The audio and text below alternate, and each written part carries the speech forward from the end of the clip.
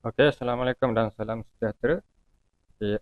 Kali ini kita akan belajar berkaitan platform WhatsApp untuk create device. Create device ni untuk kita linkkan akaun WhatsApp sedia ada ke dalam sistem WhatsApp.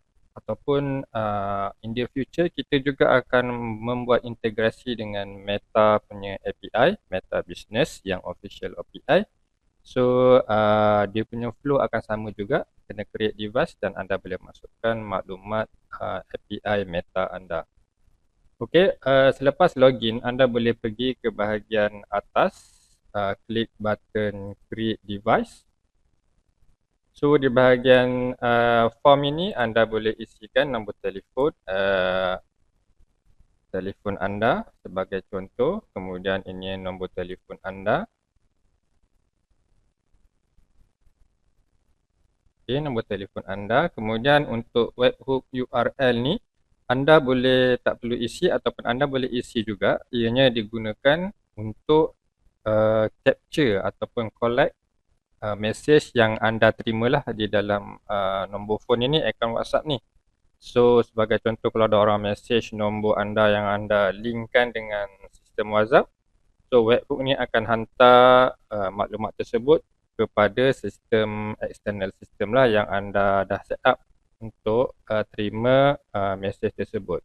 So jika tiada, biarkan kosong saja. Dari situ kemudian klik create now.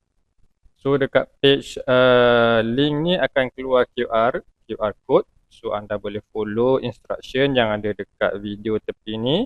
So buka WhatsApp, kemudian anda pergi ke bahagian setting, link device, kemudian link device, scan QR code. Anda boleh scan QR code ni, dan selepas scan berjaya, device anda akan connected lah ke dalam sistem. So saya akan tunjuk untuk device yang dah connect. So ini untuk link lah ya. So saya tak linkkan tadi, so dia akan offline. So untuk device yang dah link, dia akan online lah macam ni. So kita tengok yang Note 3 ni. So untuk device, apa fungsi yang ada? So anda boleh ada beberapa fungsi lah yang agak menarik untuk kita explore dekat sini. Okey, di bahagian my device. So bila anda dah linkkan device tadi, contoh ini yang online. So di bahagian menu 3 dot ni kita ada scan QR. So scan QR ni dia akan keluar balik page QR code tadi untuk anda link semula akaun sekiranya akaun kita disconnect lah daripada sistem. So dalam dari masa ke semasa, kadang-kadang bila message tak keluar, so maksudnya device kita tu dia disconnect. Dia disebabkan kadang-kadang bahagian Meta sana dia ada push update ke dalam API yang mereka sedia ada. So WhatsApp maybe dekat aplikasi WhatsApp pun dia ada push update yang baru kan. So ini kadang-kadang dia akan menyebabkan device kita yang dah connect ke mana-mana, WhatsApp web ke apa-apa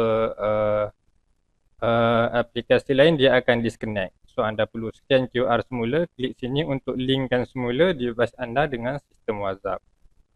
Okey, untuk bahagian menu chat pula, kalau tekan dekat sini, dia akan load chat, recent chat saja untuk nombor tersebut. So nombor tersebut dia akan displaykan di bahagian tepi sini. Ini adalah recent chat, dia bukan semua chat yang ada di dalam phone. Dan anda boleh klik mana-mana nombor yang ada sebagai contoh di sini, dan anda boleh direct chat lah daripada interface chat list ni. So dari sini kita boleh compose perkataan ataupun apa-apa teks lah untuk send kepada user. So ada font bold, italic, mono, emoji dan lain-lain.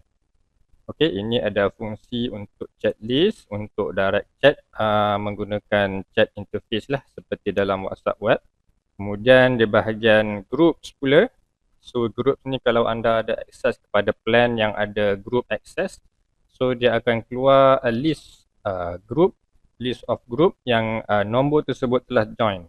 So apa yang bagus untuk fungsi group list ni kan, sekiranya anda join satu group yang ada banyak members, so anda tak perlu minta nombor apa tu ataupun collect nombor satu-satu. Sebagai contoh, untuk akaun ni kita ada masuk ke group taklimat grant. Okey, sebagai contoh saya masuk grup ni kan, taklimat ni, kemudian dalam grup ni kan anda boleh tekan view, klik pada view, so dia akan pull group information untuk grup tersebut. So ada 82 members. So untuk dapatkan kontak semua ahli grup, dia akan terpapar di sini. So anda boleh copy saja, copy dan paste lah ke dalam notepad ataupun Excel anda. So sebagai contoh kita ada grup lain. So kalau grup tu ada 1000 ke 200 ke members, so kita boleh extract numbers daripada grup-grup yang device tu dah join. So anda juga boleh chat terus ke dalam grup yang dipilih untuk send message ke dalam grup. Alright, itu untuk fungsi group list, yang mana tak banyak platform lain yang ada fungsi tersebut untuk extract numbers ya. Okey, so seterusnya di bahagian edit device, dia akan keluar yang mula-mula tadi semasa kita edit nama device dan juga webhook. So kalau nak edit, tukar webhook dan lain-lain, anda boleh pergi ke bahagian edit device. Kemudian di bahagian logs pula, dia akan keluarlah semua message ataupun log yang telah keluar daripada nombor tersebut, either melalui API ataupun melalui daripada dashboard, send, single send, bulk send dan lain-lain lah. So itu untuk tengok log message. Okey, itu saja untuk bahagian device. Kita akan pergi ke bahagian seterusnya dalam video yang lain. Sekian, terima kasih.